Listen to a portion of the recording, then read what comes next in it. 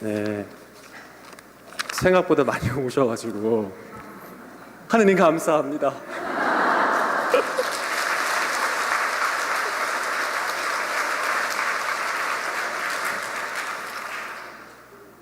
네, 좀 걱정이 사실 됐어요. 네, 아까 비도 살짝 뿌려가지고 이거 어떡하지 이랬는데 주님께서 채워주시겠지 하는 믿음으로 마음으로 기도하면서 여러분들을 기다렸습니다.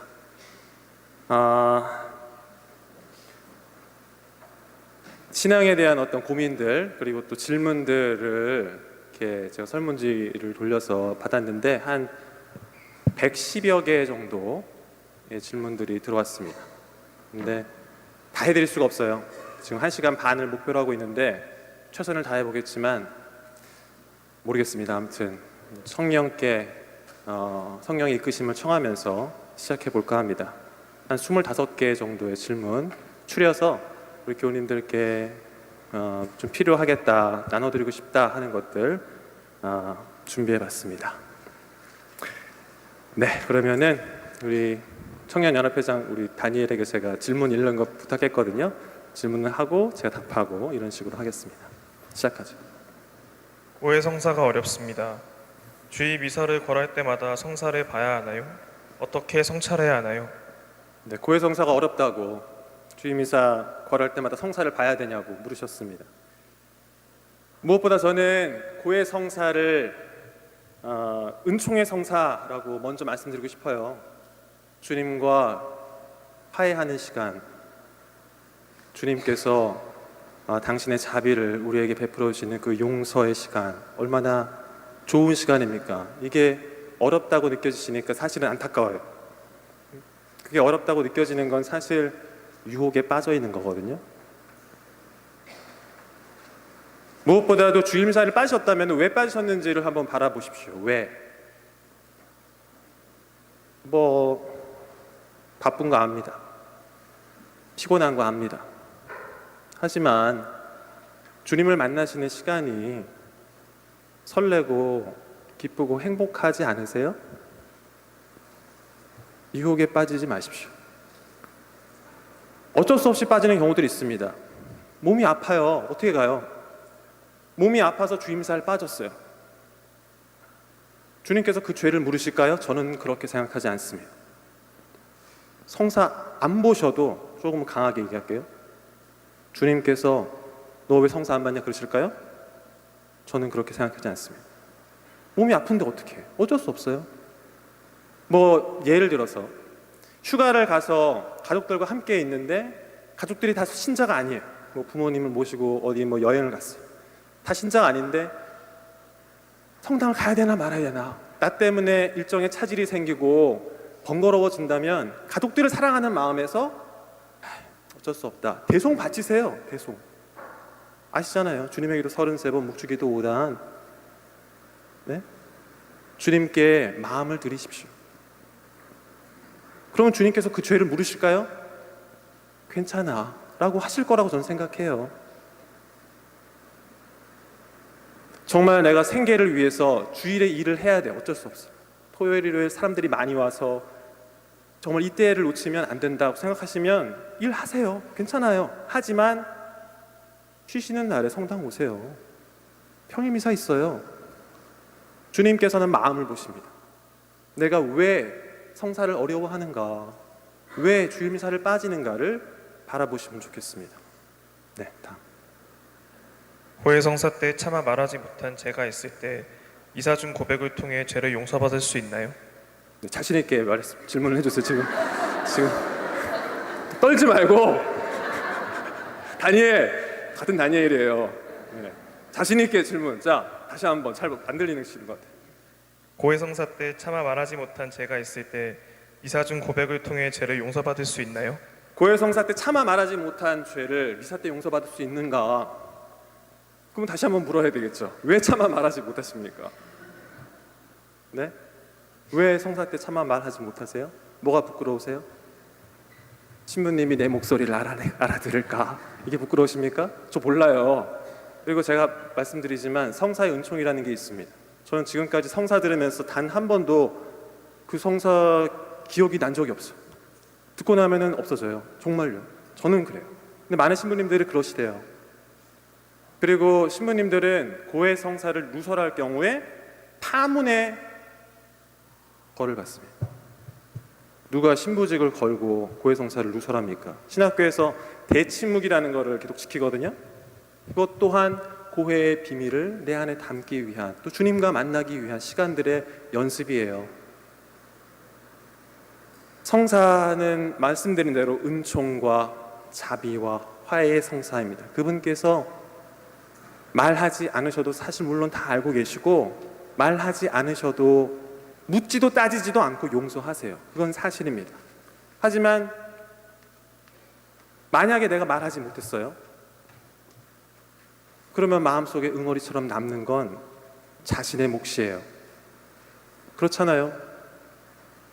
아, 내가 이걸 말하지 못했는데, 죄처럼 응어리처럼 남으면, 모 고해의 죄를 다시 지으시면 그 책임은 누가 집니까? 그건 어쩔 수 없어요. 유혹에 빠지지 마십시오. 정말 중요한 건 풀어내셔야죠. 그때 오는 그 해방감과 기쁨, 그 자유를 느끼셔야죠. 끝까지 유혹에 빠지시면 안 돼요. 어떤 분들은 차마 말하지 못한 게 아니라 생각이 안 나서 깜빡해가지고 말하지 못했다고 다음날 다시 성사를 보시는 분들도 있어요. 그런 분들도 계시는데 뭘 부끄러워하십니까? 네, 다음. 주일 미사에 빠지지 않고 참석하면 고해 성사를 안 봐도 되나요? 성사를 보는 기준이 궁금합니다. 주일 미사를 빠지지 않고 참석하면 성사를 보지 않는다라는 건, 주일 미사 빠지지 않으면 다른 죄는 없다는 겁니까? 네? 죄가 없다는 거잖아요. 그죠? 난 성사 잘 보니까 죄가 없어. 교만죄를 지으셨네요? 성사 보셔야겠네요? 제가 예전에 강론 때 말씀드린 적이 있습니다. 고해 성사를 자주 보시는 분들은 늘 죄가 많아요. 네? 주일 고해 성사 일주일에 한 번 보시고 한 달에 한 번 봅니다. 이러시는 분들은 고해를 낱낱이 하세요, 성사를. 그런데 6개월에 한 번 이렇게, 네? 판공 때 한 번 이렇게 하시는 분들은 성당에 잘 나오지 않았습니다. 이 밖에 알아내지 못한 죄도 통해. 그건 아니잖아요. 네. 네. 다음. 하나님께서 사랑하시고 용서하시는데 하나님께 직접 용서를 받으면 되지 굳이 신부님에게 고해 성사를 봐야 하나요? 개신교에서 오셨나 봐요. 개신교회 사람들이, 그죠? 잘 모르고 이렇게 가톨릭을 비판하고는 합니다. 하느님께 그냥 말씀드리고 기도하고 죄 용서 받으면 되지, 뭘 신부님한테, 인간이 신부님한테 죄를 고하고 용서를 받냐 라고 생각을 하는 분들이 있나 봐요. 여러분, 영화 밀양 보셨어요? 저는 그 영화를 굉장히 좋아하는데, 제가 배우 전도연 씨를 참 좋아합니다. 네, 연기 굉장히 잘하시잖아요, 그죠? 그 밀양을 안 보신 분들을 위해서 잠깐의 스토리를 말씀드리면, 그 밀양의 주인공이죠, 전도연 씨가 남편과 사별하고 자신의 아들과 함께 남편의 고향인 밀양에 가서 새로운 삶을 삽니다. 이제 피아노 학원을 열고 막 이러는데, 그 안에서 또 이제 남편을 잃은 아픔을 다시금 극복하면서 열심히 살아가죠. 그런데 아들이 납치를 당하죠. 그죠? 그리고는 아들이 변사체로 돌아옵니다. 모든 걸 다 잃어버린 거죠. 그죠? 얼마나 그 엄마가 갖고 있을 그 충격이 컸을까 상상 못합니다. 그리고 나서 범인은 잡혀요. 그리고 늘 상심에 절망에 빠져 있다가 동네 개신교회에 우연찮게 들어가서 그 개신교회에서 하나님을 만나요. 네, 하느님을. 그리고 나서 다시금 삶의 기쁨과 활력을 얻습니다. 그리고 나서는 목사님께 이런 얘기를 합니다. 목사님, 저 결심했어요. 그 사람 만나러 가서 자신의 아들을 죽인 사람 용서하겠습니다.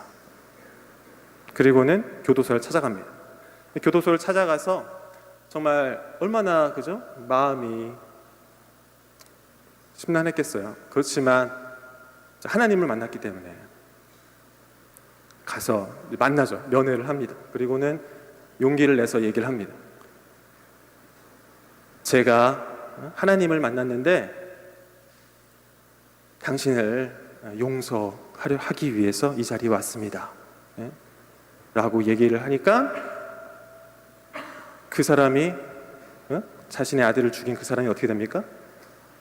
굉장히 평화롭고 온화한 미소를 가득 지으면서 자매님, 저도 이곳에서 이 교도소에서 하나님을 만났습니다. 하나님께서 이미 저의 죄를 용서해 주셨습니다. 이렇게 얘기를 하죠. 전도연은 어떻게 돼요? 미쳐요. 뭐라고? 예? 아니 내가 당신을 용서하지도 않았는데 하나님께서 당신을 용서했다고? 이러면서 막 소리를 지르면서 거의 반 미쳐요. 미칠 수밖에 없죠. 자, 질문을 드리겠습니다.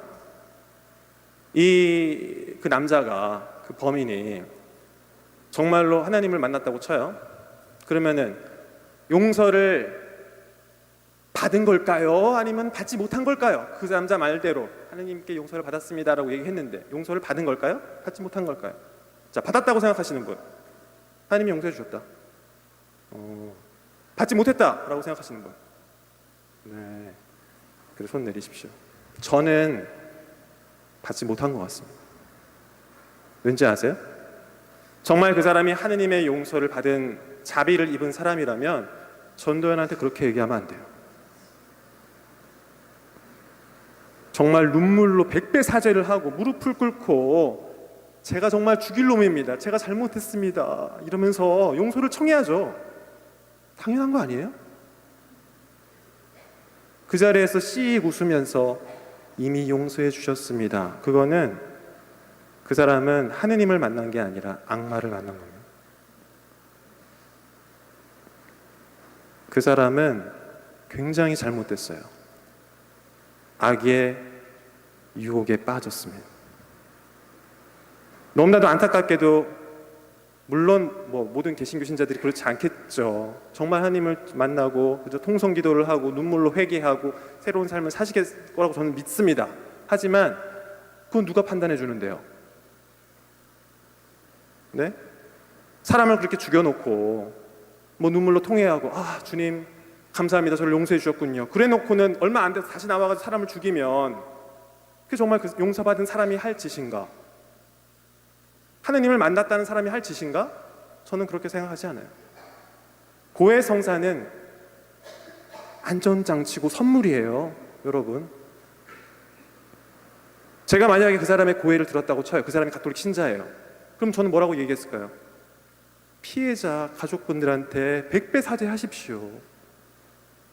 저는 그렇게 얘기할 거예요. 그게 맞는 거니까. 자신의 잘못에 대한 책임은 져야죠.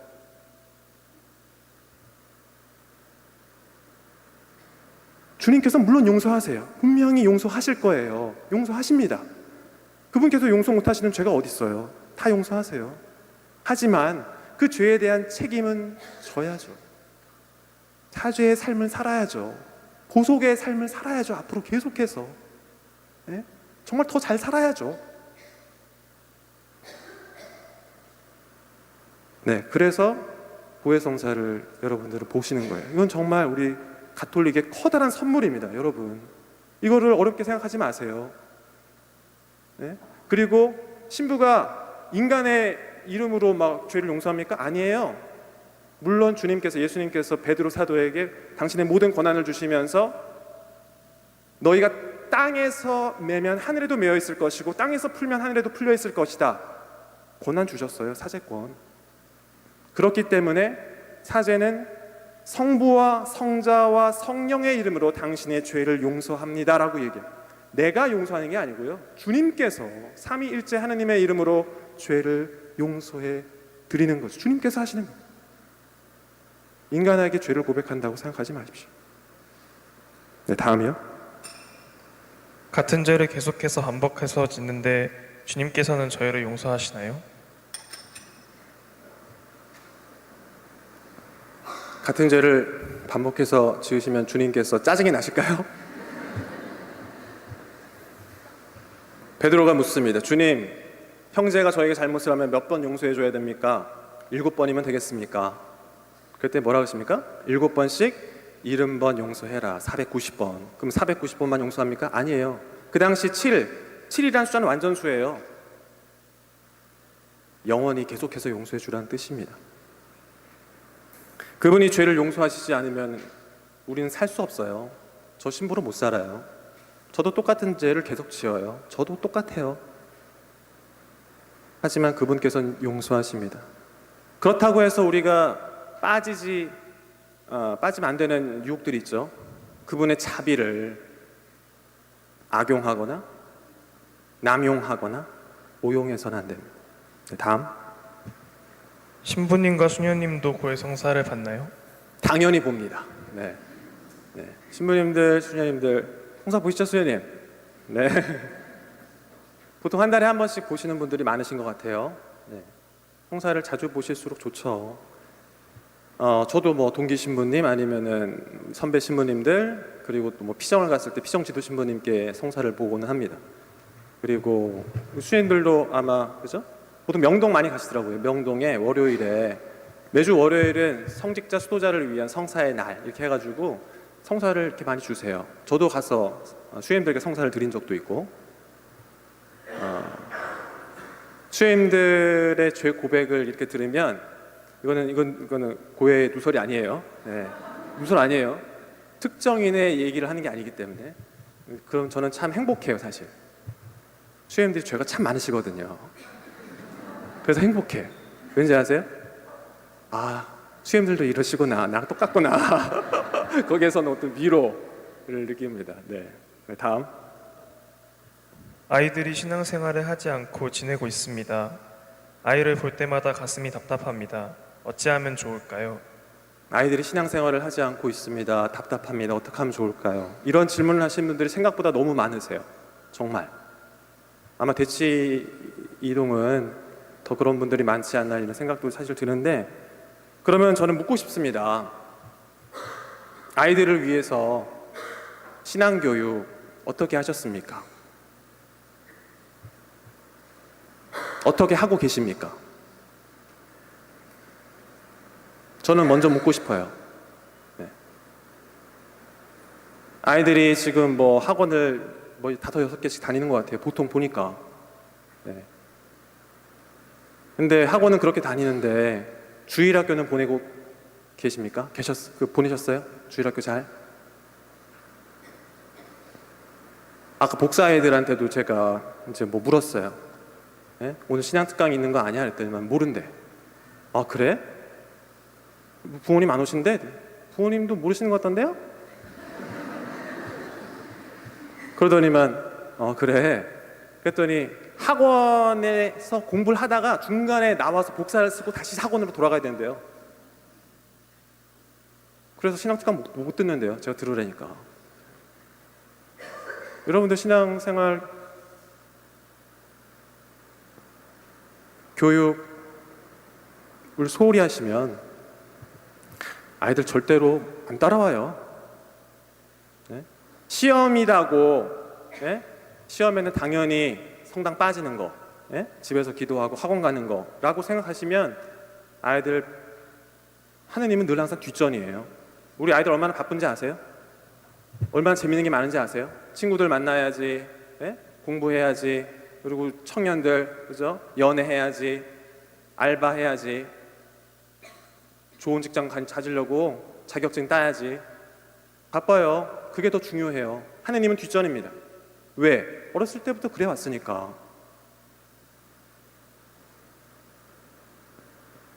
거기에 대한 책임은 누구한테 있어요? 부모님들께 있어요, 사실.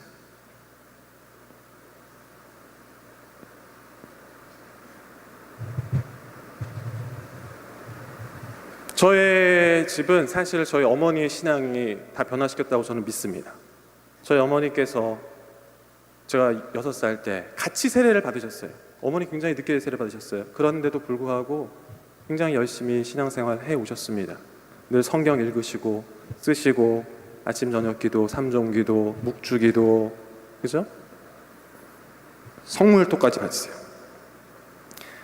어머니를 보면은 늘 항상 기도하는 모습을 많이 봤던 것 같아요. 그리고 신앙적인 얘기도 많이 하시고 성당에 빠지면 엄청 혼났어요. 저 어렸을 때 좀 강하게까지 그렇게 교육을 시키셨어요. 근데 저는 감사해요. 어머니께. 저희 가족이 다 저희 어머니의 신앙으로 바뀌었습니다. 성녀 모니카와 성 아우구스티노 아시죠? 성 아우구스티노는 19살 때부터 타락의 길을 걸었다고 합니다. 방탕한 생활을 하면서 여인과 동거하고 아이도 낳고 마니교라는 이단에 빠져서 지냈습니다. 성녀 모니카가 너무너무 가슴이 아팠겠죠? 정말 늘 항상 아들을 위해서 기도했습니다. 그리고 카르타고의 주교회의에 참석한 학덕이 높은 주교님을 만났을 때 이 주교님을 만나서 간청을 해요. 제발 저희 아들을 좀 만나서 회유시켜 주십시오.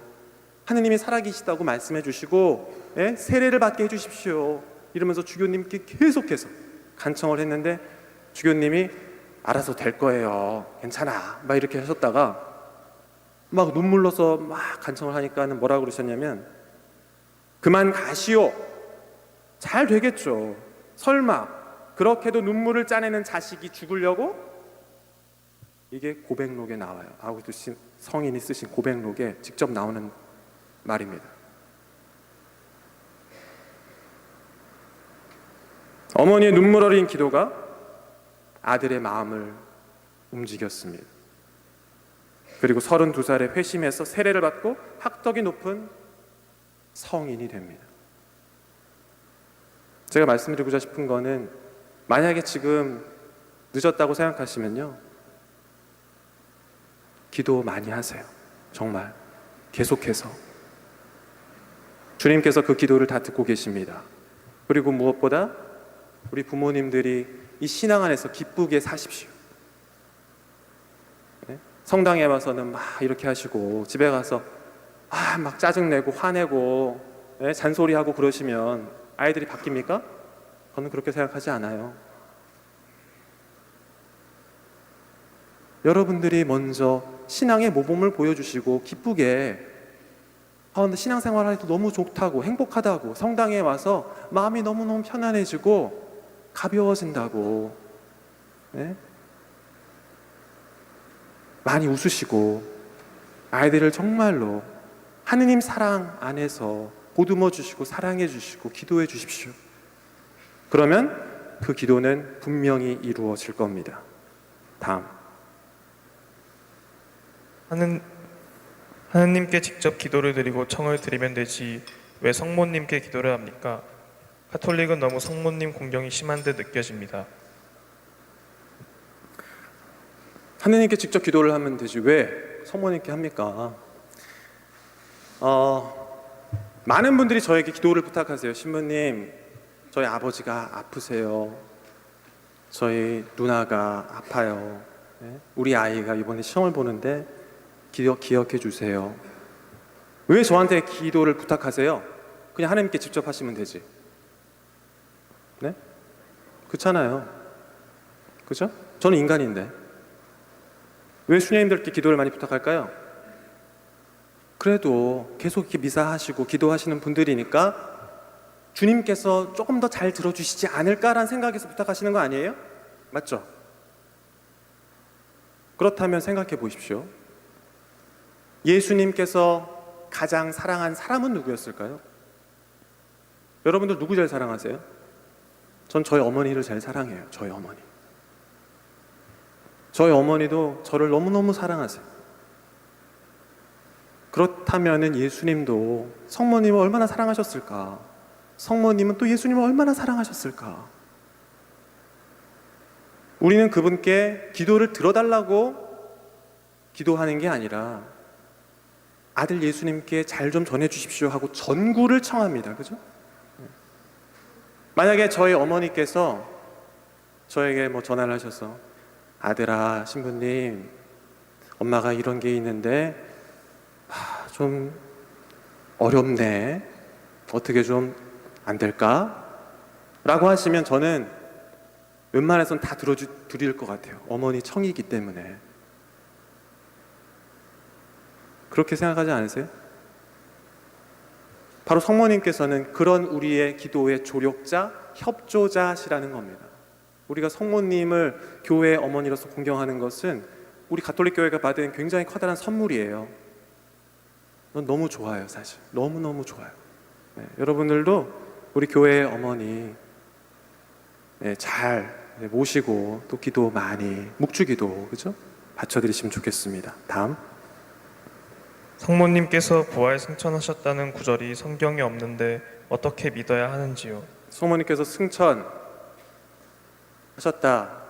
저도 처음에는 이런 게 성경 없는데 왜 우리가 성모 승천 대축일을 지난 8월 15일 기억하고 의무 대축일로, 그죠? 성당에도 나와야 되고 할까? 가톨릭 교회에서는 성경을 믿고, 그죠? 받아들입니다. 하지만 초대 교회 때부터 이어온 전승과 전통, 성전이라고 표현해요. 성전도 받아들여요. 성모님 승천에 대한 내용은 초기 교회부터 계속 성전으로 전해졌고, 이미 6세기 경부터 매년 8월 15일에 천주의 모친 마리아 날을 거행했고, 8세기에 들어서는 이날을 성모님의 승천 축일로 지냈습니다. 그러다가 교황 비오 12세는 1950년 11월 1일에 회칙을 발표하여 성모님의 승천을 교회의 믿을 기울이로 선포하셨어요. 원죄에 물들지 않고 평생 동정이셨던 하느님의 모친 마리아가 생애를 마친 뒤 영혼과 육신이 함께 천상의 영광으로 들어 올림을 받았다는 것은 하느님으로부터 계시된 신앙의 진리이다 라고 선포하셨습니다. 그래서 성모 승천이 갑자기 막 생겨난 게 아니고요, 교회의 오랜 전통, 성전 안에서 드러난 신앙의 진리라는 거 말씀드립니다. 다음. 하느님의 뜻을 식별하는 방법이 궁금합니다. 하느님의 뜻, 많은 분들이 또 이 질문을 하시는데요. 제가 부재 서품을 받고 한 달 피정을 할 때 이냐시오 영신 수련을 합니다. 한 달 동안 대침묵 피정을 하면서 주님의 말씀을 묵상하고 또 기도하고 주님의 뜻을 식별하는 그런 피정입니다. 거기에서 이냐시오 성인께서는 하느님의 뜻 찾기의 핵심은 하느님께서 다른 무엇이 아닌 나 자신을 원하신다 라는 거예요. 왜요? 사랑하니까. 주님께서는 나 자신을 원한다. 그래서 이냐시오 성인의 유명한 기도도 있죠. 가톨릭 성가 221번 보면 주여 나를 온전히 받아주소서 있잖아요. 그죠? 네. 한번 같이 불러볼까요, 우리? 가톨릭 성가 221번 펴보십시오. 네.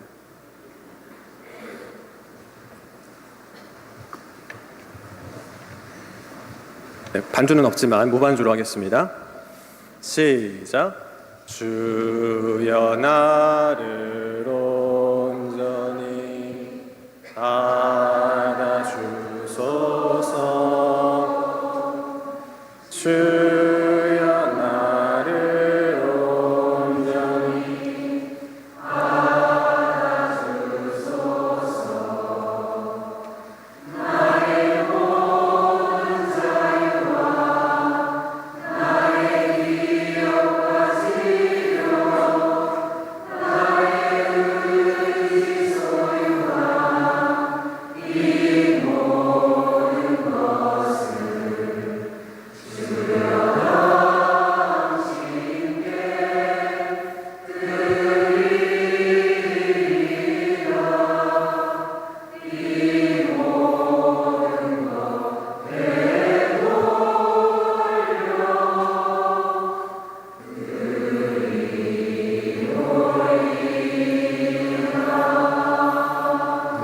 잘 부르셨습니다.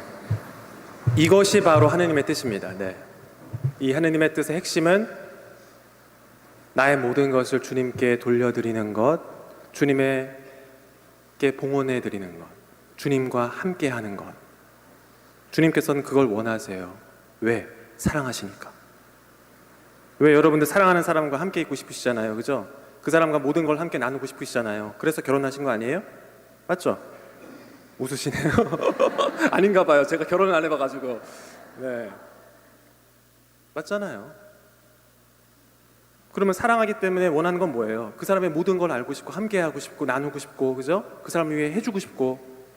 하느님의 뜻은 그거예요. 다른 게 없어요. 그러면 그분과 함께 사랑하면서 행복하게 사는, 그거를 주님께서 바라시겠죠. 네. 그게 얼마나 행복하고 좋은지를 안다면 우리도 그분의 사랑을 받는 게 행복하겠죠. 하느님의 뜻을 식별한 것, 성령으로부터 오는 것인지 악령으로부터 오는 것인지는 너무나도 분명해요. 들어보세요. 내가 무언가를 할 때 그 결과가 마음이 불편해요. 의심이 들고 화가 나고 짜증이 나고 악령으로부터 오는 겁니다. 근데 무엇인가를 결정하고 했을 때 마음이 편안해지고, 기쁨이 일고 감사의 마음이 들고 평화로울 때 성령으로부터 오는 거예요. 악령은 분열과, 그죠? 분노, 슬픔, 좌절 이런 걸 갖고 오지만 성령께서는 일치, 온유함, 평화, 사랑을 가져옵니다. 바라보세요. 내 마음이 어떤지. 네, 다음. 의미를 알 수 없는 세상의 고통을 어떻게 받아들여야 하나요? 희망 없는 질병의 고통이 주어지면 믿음을 기쁘게 살아갈 수 있나요? 이거는 굉장히 우리 신앙인들이 누구나 갖고 있는 질문일 겁니다. 세상에 의미를 알 수 없는 이런 고통들이 있죠. 네? 뭐 선한 사람들이 고통을 받고 아이들이 막 암으로 투병해서 죽고, 그것이 또 나의 가족들에 얽히면 하느님을 부정하게 되고 삐뚤어지게 바라볼 수밖에 없죠, 사실. 그죠? 저는 무엇보다 먼저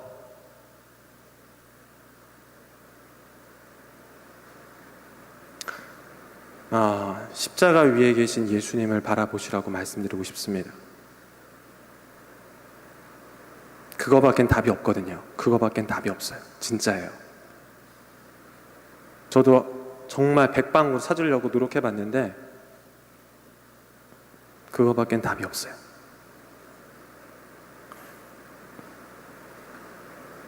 왜 저분께서 십자가에 달려 계십니까? 이유가 뭐예요? 저분은 사랑하신 죄밖에 없어요. 그렇잖아요. 저분이 뭘 잘못했어요? 병자들 병 고쳐줬죠? 마귀들 쫓아내줬죠? 예? 가난한 사람들과 고통받는 사람과 늘 항상 함께 하시고, 과부와 고아들 축복하고 함께 하시고, 세리들, 죄인, 창녀들 함께 하시고, 늘 항상 서로 사랑하라고 말씀하시고, 그죠? 온갖 하나님의 좋은 기적들을 다 베풀어 주셨는데도 불구하고 저분은 저렇게 십자가 위에서 고통받고 돌아가셨다는 것이죠. 저분은 아무런 잘못이 없으세요. 그런데도 믿었던 제자에게 배반당하셨죠? 많은 사람들이 유다인의 왕 만세 막 이렇게 하다가 며칠 지나지 않아서 십자가에 못 박아 죽이시오 외쳤죠? 왜요?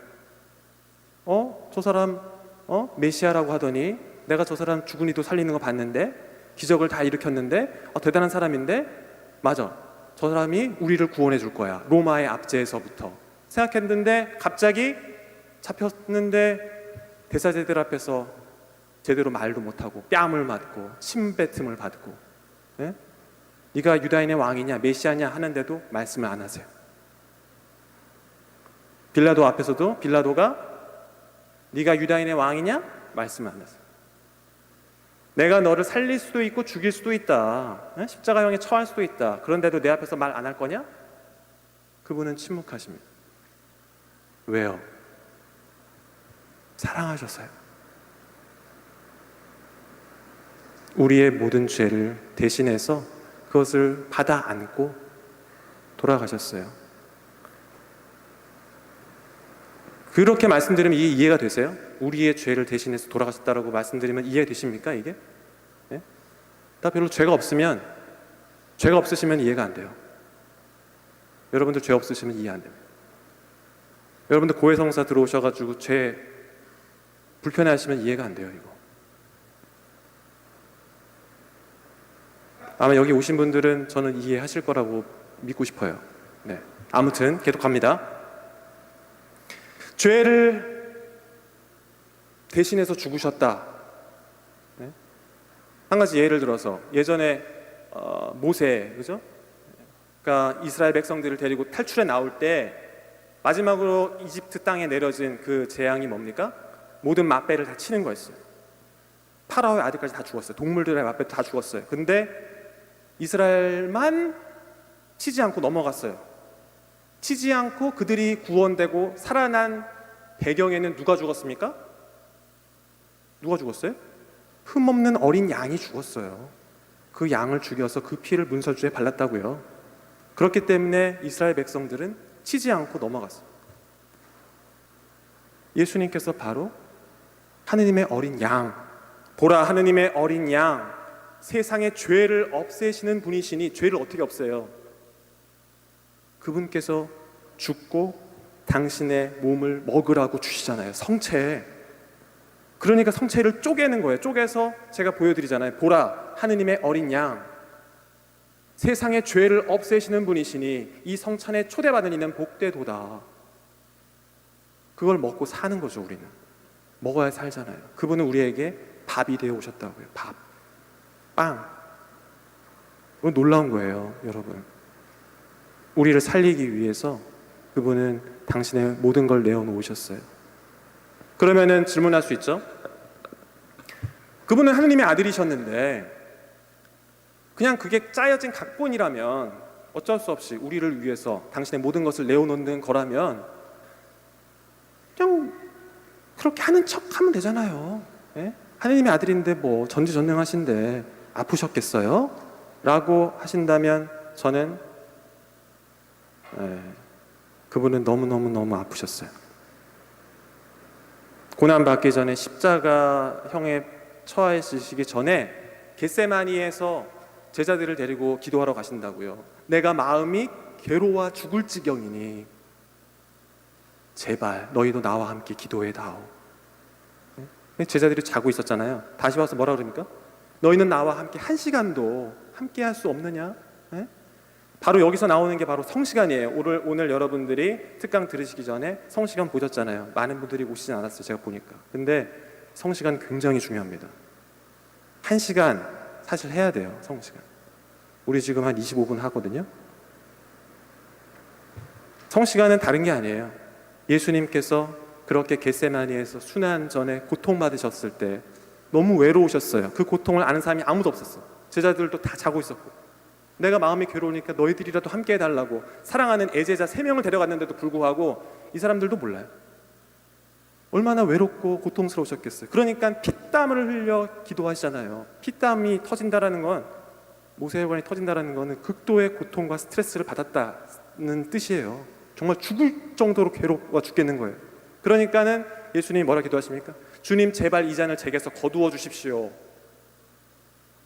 그러나 제 뜻대로 마시고 아버지의 뜻대로 하소서.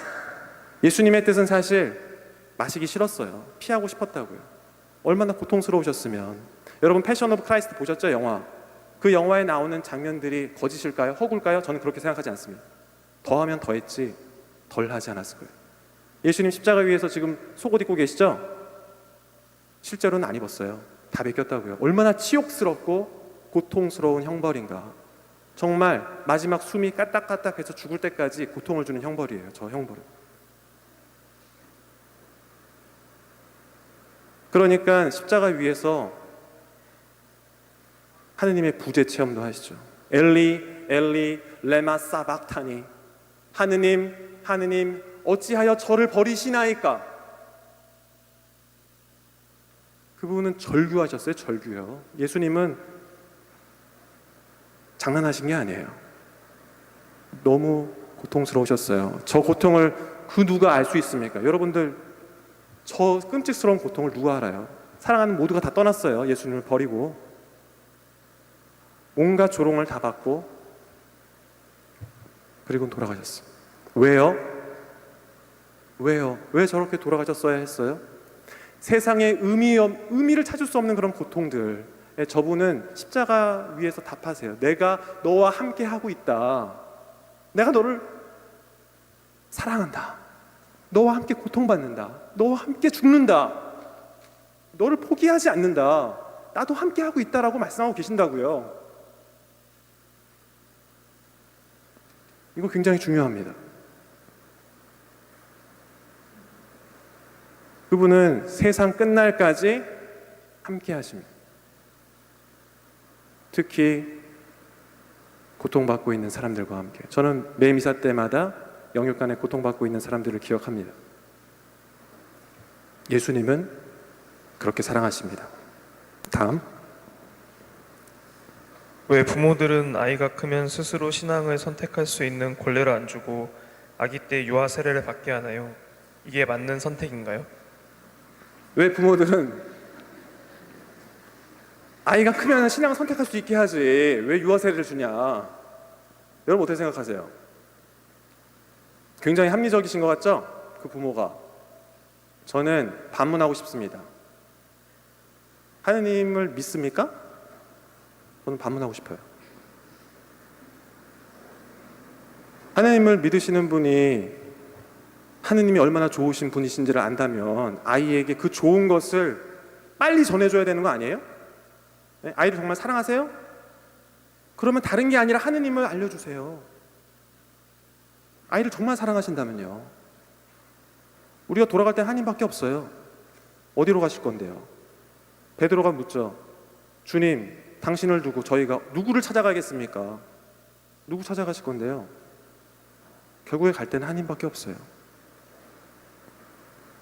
아이에게 유아 세례를 주는 건 은총의 선물이죠. 너무너무 맛있는 게 있어요. 너무 좋은 게 있어요. 사랑하는 내 아이에게 주는 거 당연한 거 아니에요? 부모님이시라면 유아 세례 하루빨리 주셔야죠. 하루빨리. 네? 정말 아이가 하느님의 은총 보호 아래서 건강하고 잘 자라날 수 있도록 축복해 주시고 기도해 주시고 이끌어 주셔야죠. 이게 맞는 겁니다. 다음. 제가 제 손으로 목숨을 끊으려고 했는데 그마저도 주님은 용서해 주시나요? 두렵습니다. 제가 말씀드렸습니다. 주님께서는 용서하지 못하는 죄가 없으십니다. 물론 당연히 용서하십니다. 스스로 목숨을 끊으려고 하셨어도 용서하세요. 아니요. 용서하지 못하는 죄가 딱 한 가지 있습니다. 뭔지 아세요? 성령을 거스르는 죄. 뭡니까? 뭐예요? 그냥 성령을 모독하는 죄? 그건 바로 하느님의 능력을 믿지 않고 거부하는 죄입니다. 이게 유혹이에요, 사실. 내가 그랬으려고 했는데 이것도 용서를 받을 수 있을까? 용서받지 못하겠지로 가면은 그거는 유혹에 빠진 거예요. 유다가 예수님을 팔아넘기고 스스로 목을 맸습니다. 근데 유다가 주님께 정말 진정으로 용서를 청했다면, 주님 제가 정말 죽을 죄를 졌습니다. 잘못했습니다. 용서해 주십시오라고 했다면 그분은 용서하시는 분이세요. 그런데 악은 계속 유혹합니다. 야, 하나님 없어. 야, 너 너무 큰 죄지었어. 용서 못 받아. 그러면은 용서받지 못하면 희망이 없어요. 유혹에 빠지면 안 됩니다. 그게 바로 스스로가 구원을 저버리고 밀어내면 하나님도 어쩌실 수가 없어요. 용서해주고 싶어, 정말. 어쩌실 수가 없잖아요. 유혹에 빠지지 않도록 우리가 주님의 기도에서 늘 항상 기도하잖아요. 주님께서 그렇게 기도하라고 말씀하시죠. 유혹에 빠지지 않게 하시고 악에서 구하소서. 네, 유혹에 빠지시면 안 됩니다. 다음.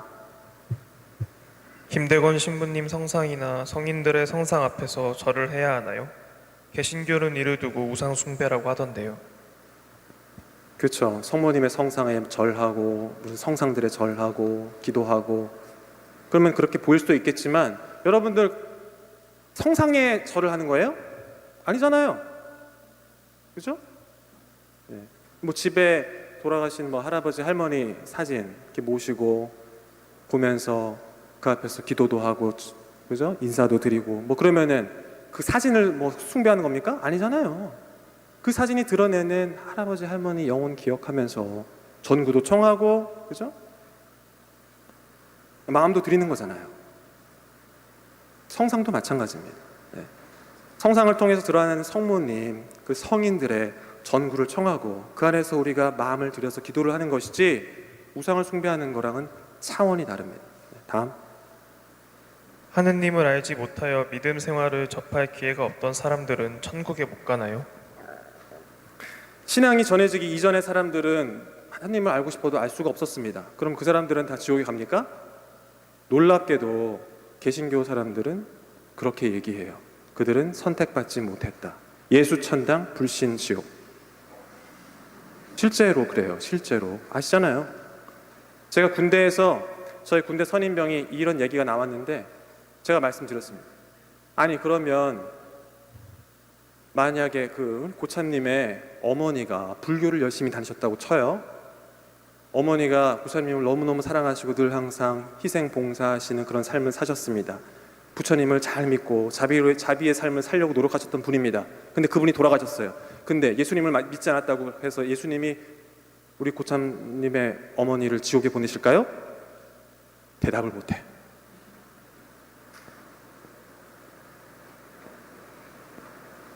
저는 그런 하느님이면 신부 안 해요. 왜 신부해요? 그런 유치한 하느님이면 저 안 믿어요. 하느님은 사랑하세요. 하느님은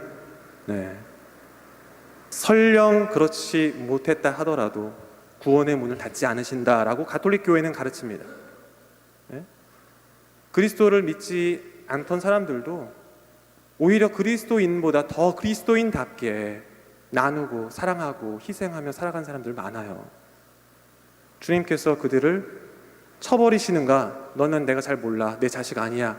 하시는 분이신가? 저는 그렇게 생각하지 않습니다. 다음. 개신교회는 술과 담배를 못하게 하는데 성당에서 술과 담배를 허용하는 이유는 무엇입니까? 네, 우리 형제님들. 네. 담배는 사실 그죠? 신대륙 발견 이후에 세계에 전해지게 됐죠. 성경엔 기록되지 않습니다. 물론 가톨릭에서는 기호식품 정도로 이해하고 허용을 하지요. 하지만 그렇다고 해서 그것을 권유하거나 뭐 하라고 하는 건 아닙니다. 절대로. 분명히 건강에 안 좋다고 하잖아요. 그죠? 자신의 건강을 해치고 다른 이들에게 피해를 준다면 그건 죄예요. 분명하게 말씀드립니다. 그걸 주님께서 원하지는 않으실 것 같아요. 술도 마찬가지예요. 저도 술을 하지만 건강을 해치고 막 다른 사람들에게 피해를 주면 그거는 정말 죄예요. 죄. 고해성사 보셔야 돼요. 그런데 이제 술은 성경에도 많이 나와요. 근데 술에 좋은 점이 나올 때도 있고 술에 안 좋은 점이 나올 때도 있어요. 근데 술에 안 좋은 점이 나오는 것들을 바라보면 술이 갖고 있는 어떤 향락주의, 거기에서 오는 여러 가지 따라오는 유혹들, 취하게 되면 일어나는 어떤 실수들, 그 죄들을 경고하는 것이죠. 술 자체를 나쁘게 보지는 않습니다. 예? 지난주 복음 뭐였어요? 밖에서 안으로 들어가는 것 중에 인간을 더럽히는 건 없다고 하셨어요. 지난주 복음이잖아요. 아시죠? 안에서 밖으로 나오는 것이 더럽힌다라고 얘기하십니다. 만약에 예수님께서 술이 나쁘다라고 하셨으면은 예수님 첫 번째 일으키신 기적 뭡니까? 가나안의 혼인잔치에서 물을 포도주로 변화시키는 기적이었어요. 첫 번째 기적. 예수님께서 최후의 만찬 때 포도주를 들어 뭐라 그러십니까? 이는 내 피다.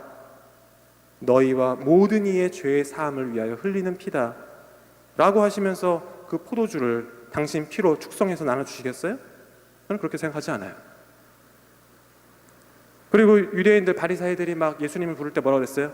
아이고 저 먹보요 술꾼이요 막 이러면서. 예수님은 먹고 마셨어요. 사람들과 함께 어울리는 걸 좋아하셨어요. 좋게, 건강하게, 즐겁게, 감사하게 나누고 먹고 마시는 거 좋습니다. 하지만 도가 지나치고 건강을 해치고 피해를 입히면 그것은 분명히 잘못된 겁니다. 다음. 하느님은 계신가요? 하늘나라는 존재하나요?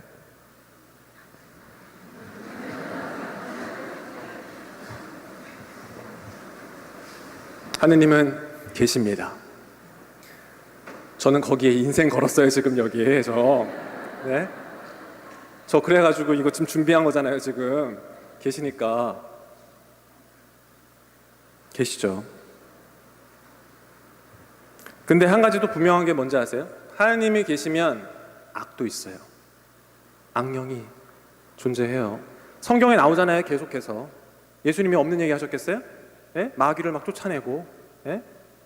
악마의 유혹도 받으시고, 끊임없이, 예?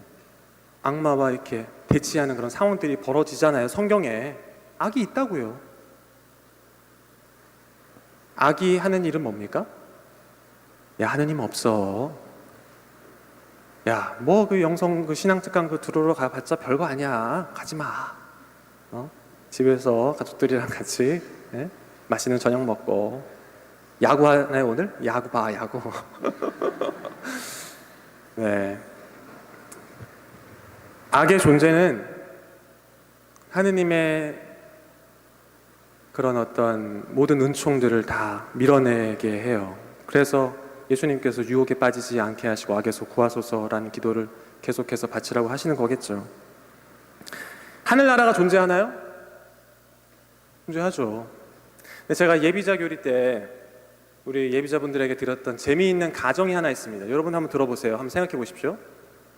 A라는 사람이 있어요. 이 A라는 사람은 신앙생활을 열심히 합니다. 하느님이 있다고 믿고 그 안에서 늘 감사하고 보람되고 행복하게 살려고 노력했어요. 물론 힘든 일도 있었겠죠, 그죠? 그리고 마지막 죽을 때 하느님의 나라에 간다고 생각하고 편안하게 눈을 감았어요. 자, 보세요. 근데 죽었는데 하느님의 나라가 없어. 정말로 죽었는데 없다고 치는 거예요 지금. 그러면 A라는 사람이 뭐야 나 지금까지 속았잖아. 에? 나 지금까지 열심히 하느님을 믿고 나누고 희생하고 봉사하고 살았는데 완전 속았네? 내가 잘못 살았네? 이럴까요? 아니요. 하나님의 나라가 없으면 끝이에요. 그 사람은 뭐 그런 생각을 할 겨를도 없어요. 그냥 사라져요. 무로 돌아가는 거잖아요, 그죠? 그런데 반대로 나라가 있어요. 그럼 어떻게 돼요? 이거는 엄청난 거죠. 예. 하나님의 나라 가서 정말로 지복직관, 예? 영원한 생명, 주님과 함께 행복한 삶을 사는 거죠. 정말. 예. 하나님의 나라가 없다 해도 그 사람의 삶이 무의미하진 않은 것 같아요. 왜? 그 사람은 그 안에서 그걸 믿고 감사하면서 살았어요. 보람되게. 오히려 어려울 때 의지도 하고 기도하고 돕고 살았다고요. 자, 이제 B라는 사람이 있습니다. 이 B라는 사람은 하나님을 안 믿어요. 자기 자신을 믿는 사람이에요. 그래서 자기가 하고 싶은 대로 자기의 능력껏 예? 자신을 챙기고 가족들을 챙기고 아무튼 뭐 열심히 살았다고 칩시다. 그런데 살면서 여러 가지 어려움들이 있었겠죠. 자기 스스로 극복하려고 노력했겠죠. 뭐 극복이 될 수도 있겠지만 어려움도 있겠고 부딪히기도 하고 넘어지기도 하겠죠. 그 안에서 힘들었겠죠. 그리고 죽을 때 두렵겠죠. 이제 끝이니까. 아무것도 갖고 갈 수 없으니까 외롭겠죠. 얼마나 두려울까요, 그거? 정말 두려울 것 같아요, 저는 진짜. 저는 신앙을 갖고 있다니 너무 감사합니다. 아무튼 이 사람이 죽었어요. 이 사람 생각대로 하느님 나라가 없어요. 그럼 이 사람이 아 맞다, 역시 내가 맞췄네, 하느님 나라가 없네, 내가 이렇게 살길 잘했네, 이럴까요? 아니요. 그럴 생각을 할 겨를이 없어요. 무로 돌아가요. 그냥 끝이에요. 그렇게 두렵게 죽는 게 끝이라고요. 그 사람은. 반대로 하느님의 나라가 있어. 어떻게 할 거예요, 이 사람?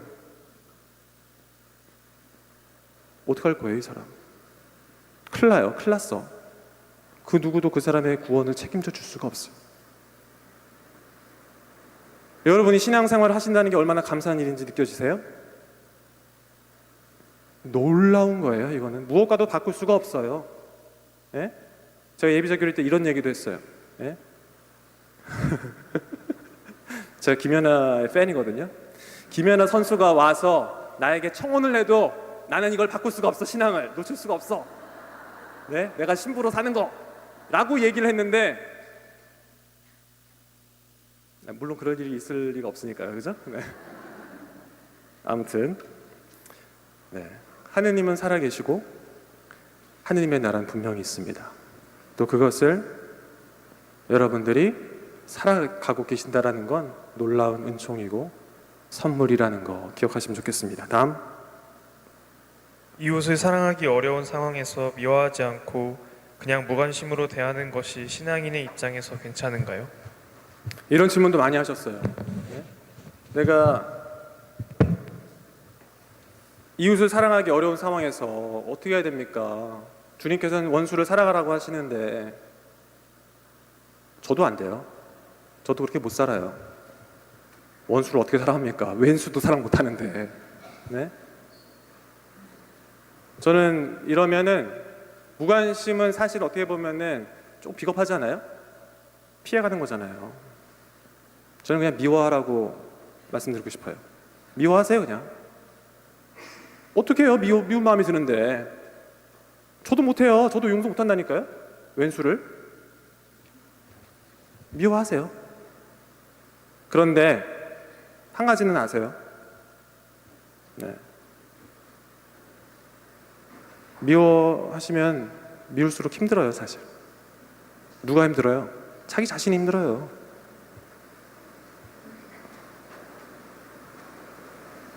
주님께서 원수를 사랑하시라는 거 말씀하신 건 우리들을 위해서 말씀하신 거예요. 용서하라고 말씀하시는 건 우리들을 위해서 말씀하시는 거라고. 그렇지만 시간이 좀 필요해요. 상처가 나잖아요?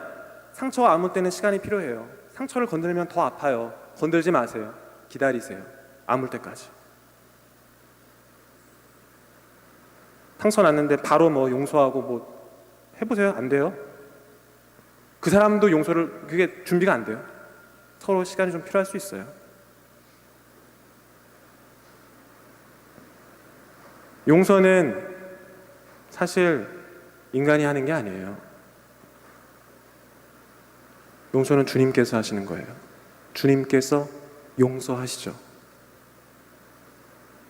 그러면은 우리가 그 용서를 하려면 어떻게 해야 됩니까? 청하세요. 주님께 청하십시오. 성경에 이런 얘기 나옵니다.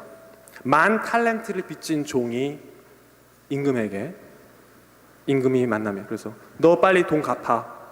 10,000달란트가 무슨 돈인지 아세요? 얼마나 큰 돈인지 아세요, 여러분? 1달란트는 6,000데나리온이에요. 1데나리온은 하루 노동자들의 임금이었습니다. 그러면은 1데나리온 오늘날 뭐 한 10만 원이라고 쳤을 때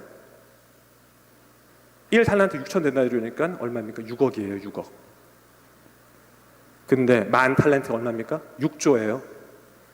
아셨어요? 6조? 말이 됩니까? 6조?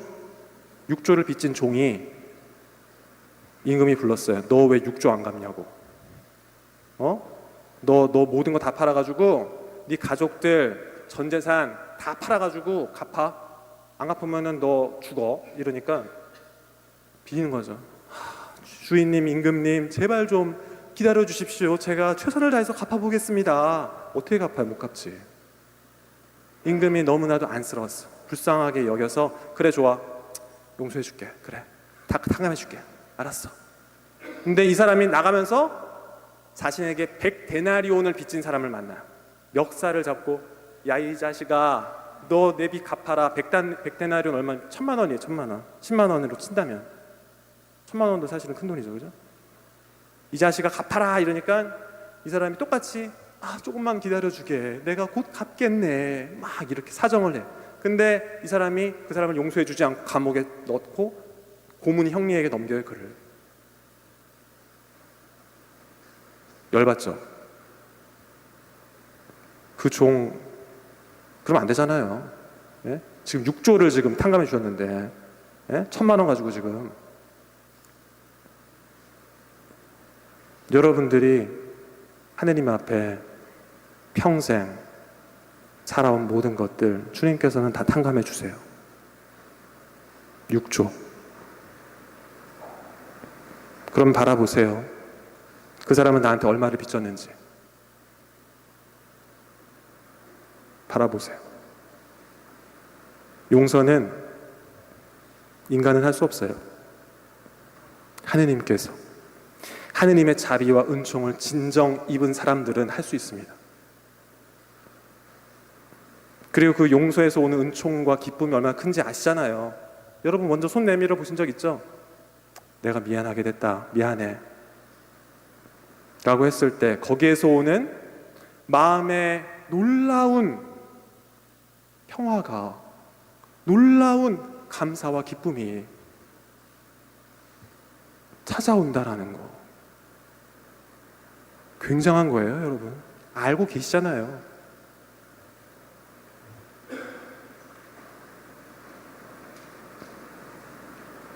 주님께 청하십시오. 그분께서는 분명히 함께 해주실 거고, 용기를 불어넣어 주실 거고, 들어주실 거고, 다 해결해 주실 겁니다. 다음. 어느 곳에나 하느님이 계시다는 말이 이해가 안 됩니다. 악한 사람들 안에서도 하느님은 계신가요?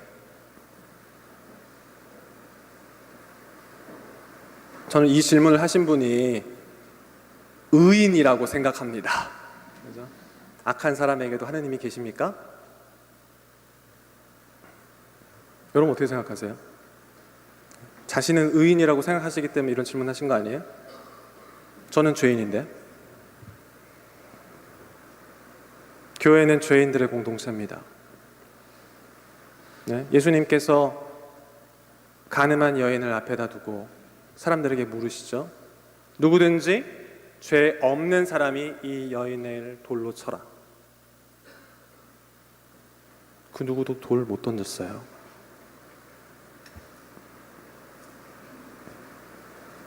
주님은 또 말씀하시죠. 나는 의인을 부르러 온 것이 아니라 죄인을 부르러 왔다. 의인에게는 의사가 필요하지 않으나 죄인들에게는 필요하다.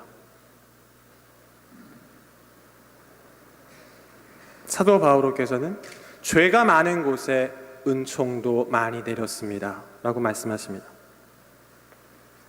만약에 제가 죄를 짓지 않는 의인이라면 저는 고해성사 때 이러겠죠.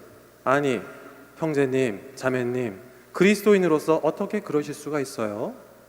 십자가의 길 10번 하십시오 이러겠죠. 전 단 한 번도 그렇게 보석을 내려본 적이 없습니다. 네. 심지어 묵주기도 5단도 안 내려 저는. 네. 저 지금 보석 되게 조금 내리거든요. 조금 드리거든요. 제가 죄인인데 그 누구한테 뭐라 그래요? 주님께서 괜찮다고, 내가 너를 사랑하고 용서한다고 말씀하시는데 제가 뭐라고 그렇게 사냐고 말해요? 절대로. 저는 고해소에서 화를 내본 적이 없어요.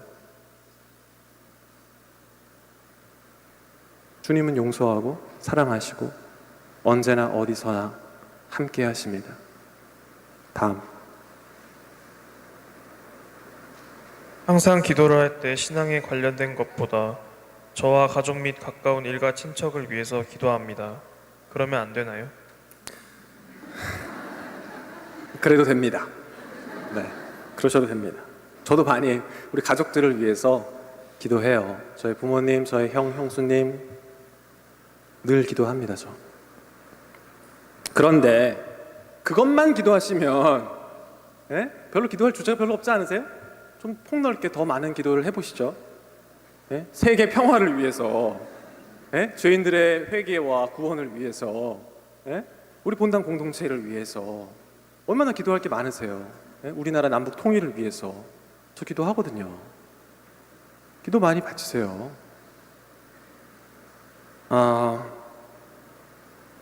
사실 그분은 주님께서 아십니다. 제 서풍성구가 주님께서 아십니다예요. 주님께서는 다 알고 계세요. 우리가 뭐가 필요한지. 우리가 청하기도 이전에 우리가 원하는 거, 필요한 거 다 알고 계신다고요. 그분이 정말 사랑한다고 제가 말씀드렸죠? 그러면 그분은 주실 거예요. 믿으세요? 믿으세요. 그렇다면 굳이 그렇게 청하셔야 될까? 이런 생각도 사실은 들어요. 무슨 말씀이냐면 달라고 물론 주시죠. 하지만 그거보다 더 성숙한 기도를 드릴 수 있지 않을까. 주님,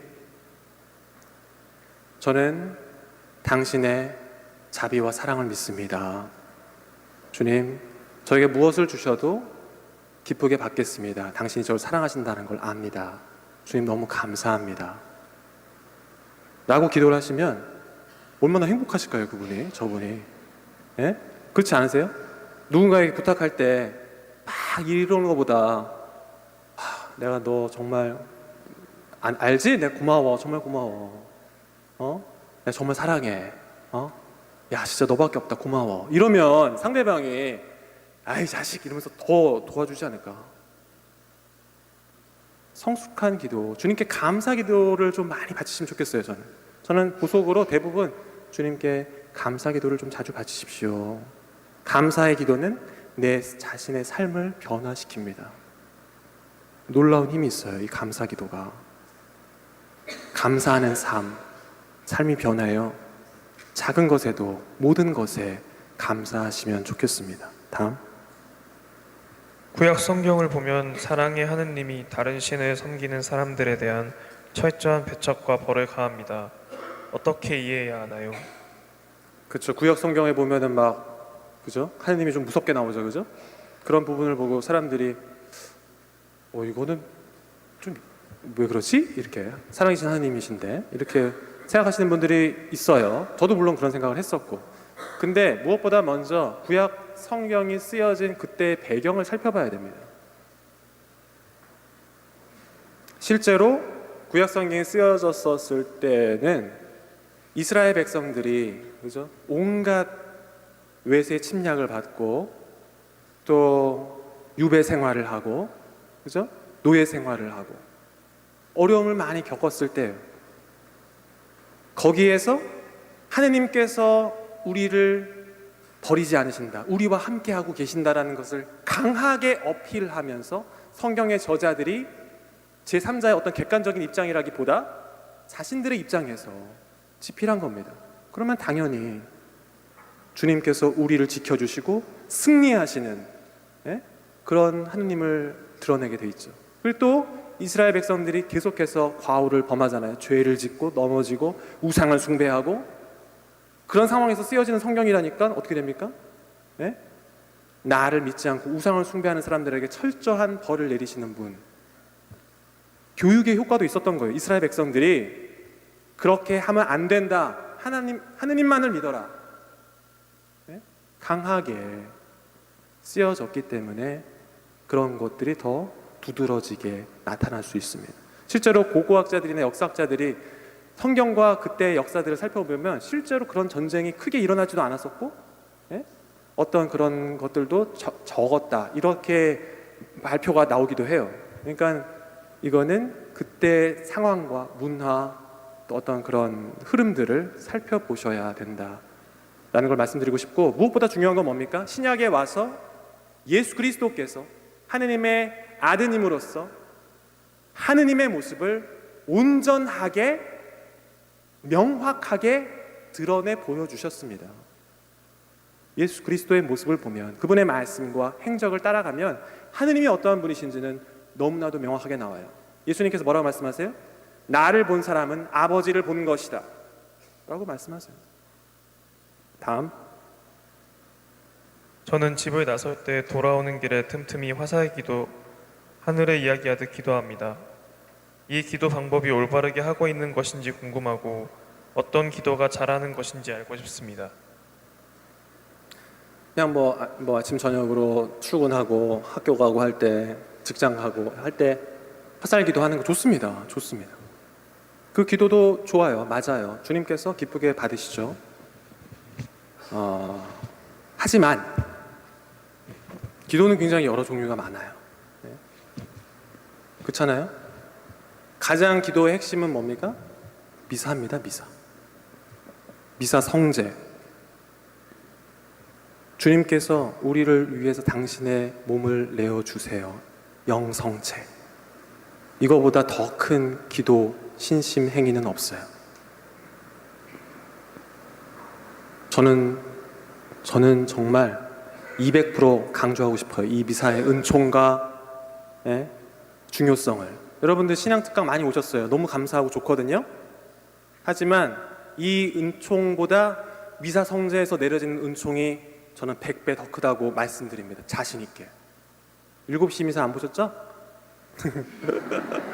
물론 새벽 미사도 있고 10시 미사도 보신 분들이 오셨을 거라는 생각도 좀 들기도 하고요. 아무튼 미사 성제에서 오는 은총이 크다라는 거 말씀드리고 싶습니다. 그리고 신앙에 맛들이기 위해서 가장 중요한 것도 미사예요. 여러분 주일미사 빠지시면 안 돼요. 절대. 그리고 새벽 미사, 10시 미사, 저녁 미사, 하루에 미사가 3대씩 있어요. 시간 되시면 미사하러 오세요. 미사 봉헌하러. 신앙이 크시고 싶으면 미사 영성체 자주 하세요. 그게 제일 커요. 제일. 다른 뭐 묵주기도를 하고 성경 읽고 좋아요. 성체 조배하고 뭐 백일기도 또 우리 부모님들 많이 나오시는데 기도 좋아요. 하지만 미사 빠지면 꽝이에요. 제가 심하게 말합니까? 먹지 않고 살 수 있어요? 네? 성체, 우리의 영혼 육신을 살찌우는 음식을 먹지 않고 영혼 육신이 클 수 있습니까? 아니요. 미사를 많이 참내하십시오. 그 안에서 기쁨과 그래서 삶의 그 좋은 것들을 좀 많이 누리시면 좋겠습니다. 다음. 철학관에 가서 결정에 도움을 받는 분들이 많이 있는데 무당이나 점집이 아닌 사주 철학으로 심리 상담하듯 도움을 받는 것도 죄인가요? 네, 이게 지금 질문이 3개예요. 지금 질문 요거 하고 잘 들어보세요. 다음 질문. 믿음이 좋다고 생각하는 신자들과 대화를 하다 보면 운명은 정해져 있다는 이야기를 하는데 운명은 정해져 있나요? 다음 질문. 영화 신과 함께를 보면 성주신이 나오는데 신부님은 귀신이 있다고 생각하시나요? 이 3가지 질문을 한꺼번에 몰아서 해드리겠습니다. 저는 좀 놀랐어요, 사실. 가톨릭 우리 교우님들 중에 철학관, 점집, 무당, 뭐 이렇게 하고 이런 데를 찾아가시는 분들이 생각보다 많다는 얘기를 듣고 또 성사를 들어보면은 그런 분들이 종종 오세요, 진짜. 저는 좀 의외예요, 사실. 왜 찾아가시지? 네? 하느님이 계신데? 네. 일단 제가 재밌는 얘기 하나 해드릴게요. 예전에 그것이 알고 싶다라는 프로그램에 한 남자가 정말 우리나라에 유명하다는 무당 5명을 찾아갑니다. 이제 그 TV에서 이제 찍어요. 보신 분 있으실지 모르겠어요. 정말 유명하다는 사람들 5명을 찾아가서 자신의 삶에 대해서 조언을 이제 구하는 것이죠. 그러면서 근데 이 사람이 되게 기구한 운명을 살고 있어요. 이 남자가 절에 들어가서 스님이 됐다가 파괴하고 나와서 모델을 하는 그런 남자예요. 그러니까 근데 무당들 찾아가니까 이 사람들이 그 사람의 과거를 다 맞춰요. 삶이 완전히 바뀌었다고 이런 식으로 하면서 과거들을 다 맞춰. 저거 보면서 와 신기하다 막 이랬어요. 그런데 더 놀라운 건 뭔지 아세요? 5명이 말하는 미래의 모습이 다 달라. 뭘 어떻게 해라, 너는 뭘 해서 뭐 어디 가서 돈을 벌고 뭘 해라, 뭘 하고 뭐 이런데 자세히 기억이 안 나요. 네, 근데 미래의 모습이 다 다르게 얘기가 나와요. 그러면서 결론이 뭔지 아세요? 과거는 맞춰도 미래는 못 맞추는구나. 운명은 정해져 있지 않구나. 여러분도 운명이 정해져 있다고 생각하십니까? 사주팔자? 그럴듯하죠. 분명히 뭐 영향이 있을 수 있죠. 뭐 그 사람이 태어난 해, 달, 시, 뭐 모든 걸 다 따져가지고 중국에서 벌써 몇천 년 전부터 계속해서 자료를 모으고 뭐 해서 뭐 명리학, 뭐 통계학이잖아요. 그 사람의 인생, 운명 이런 것들을 통계를 내 가지고 보니까는 이렇게 대충 살아가더라. 그럴듯하죠. 근데 그렇게 사실 거예요? 운명이 정해져 있습니까? 뭐 어떤 분이 그렇대요. 거기를 갔는데 이혼할 팔자라고 그랬다고. 그 얘기를 듣고 나서부터는 마음이 너무 심란하고 차라리 안 봤으면 좋았겠다. 예? 아니 물론 뭐 가끔씩 싸우기도 하고 마음에도 안 들고 하지만 그 얘기를 듣고 나서는 더 신경이 쓰이고 막 죽겠다는 거죠. 왜 그런 악마의 노름에 놀아납니까? 왜 그런 잡신들의 말에 귀를 기울입니까? 여러분 오늘의 운세 이런 거 보시죠? 재미로? 네, 저도 가끔 보긴 하는데 그냥 궁금하니까 보긴 하는데 믿으세요? 네? 오늘은 뭐 운세가 어떻고 저떻고 물을 뭐 가까이 하지 말고 뭐 예? 그래서 괜히 이상한 일이 벌어지면 아씨 그 오늘의 운세 그것 때문에 뭐 이렇게 하십니까? 왜 거기에 휘둘리세요? 왜 쓸데없는 것 때문에 힘을 빼세요? 하느님이 계신데.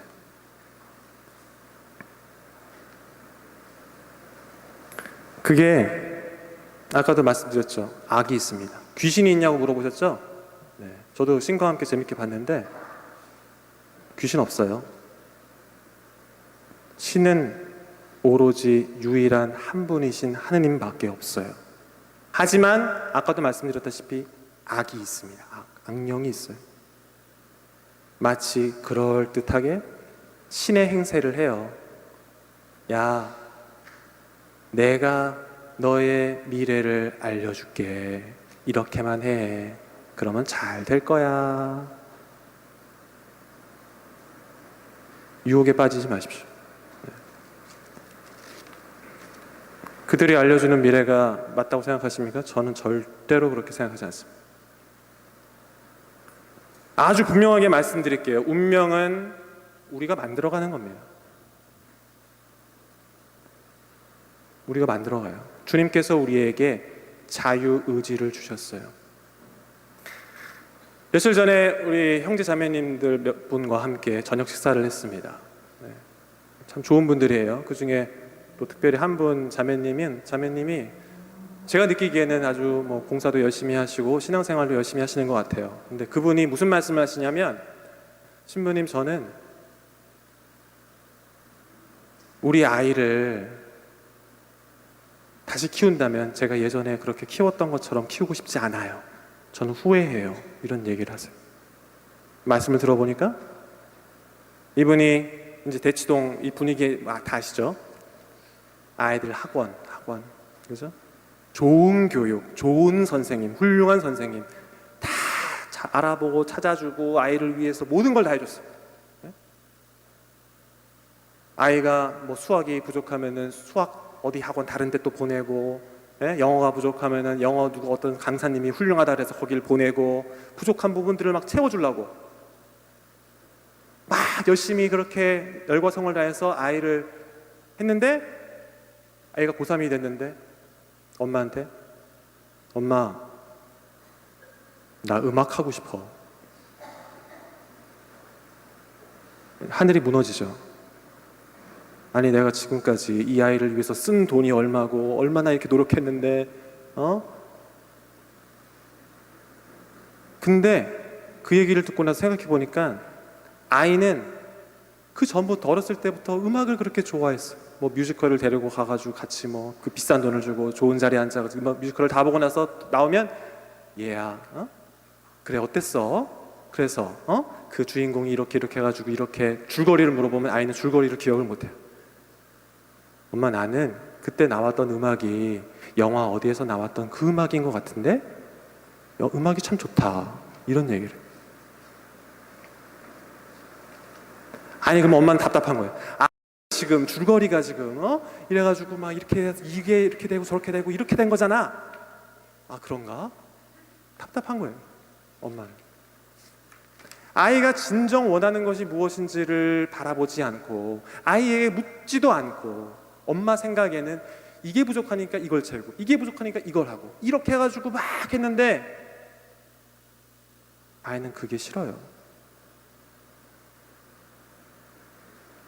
그래서 결국 그 아이가 지금 음악을 하고 있답니다.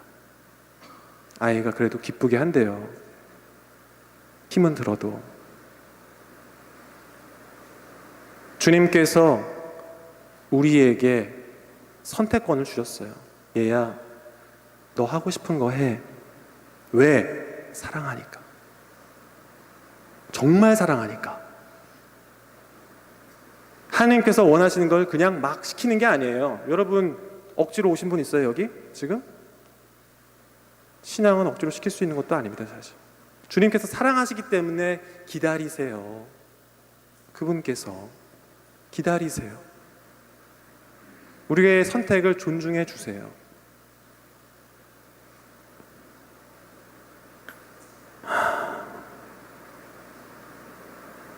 주님께서 우리가 정말 행복하게 살기를 바라십니다. 정말 행복하게 살기를. 그리고 스스로 우리의 삶을 선택하고 결정하고 나아가도록 하시고 또 기다리십니다.